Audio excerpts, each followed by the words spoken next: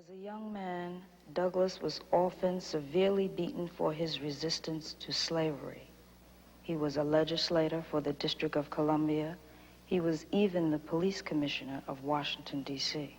He was the father of all Black American Revolution and civil rights movements.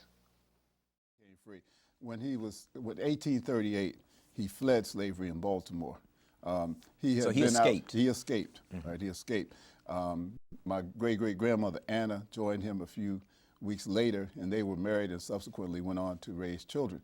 And he went then on the trail as an abolitionist, working with Garrison and others. Now, where did he move when he left Baltimore? Well, he moved to a number of places. He moved first to New York, then Nantucket and New Bedford. And he lived in a number of different locations. So he was living in the North. Yes, he moved to the North. Yeah, okay, obviously he could not move to the South. He was a slave. He was a runaway slave, and there was a price on his head. Right. So he changed his name first to Frederick Johnson, and then to Frederick Douglass.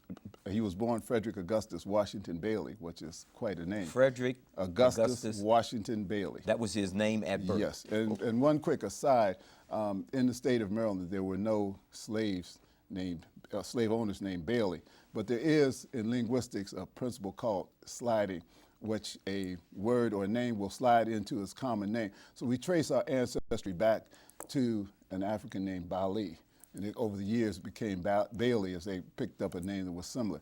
But yes, it was Frederick Augustus Washington Bailey, then Frederick Johnson, and then Frederick Douglass. Now there's a lot. Our friends and sisters of the women's suffrage movement should bear this fact in mind. It is painful to encounter stupidity as well as malice, but such is the fate of all those who attempt to reform an abuse, to illumine the world with a new truth. Ours is a government of men, for men, by men. So far as it respects its relation to woman, ours is a government of force, not of reason. We legislate for and protect her precisely as we legislate for and protect animals, asking the consent of neither.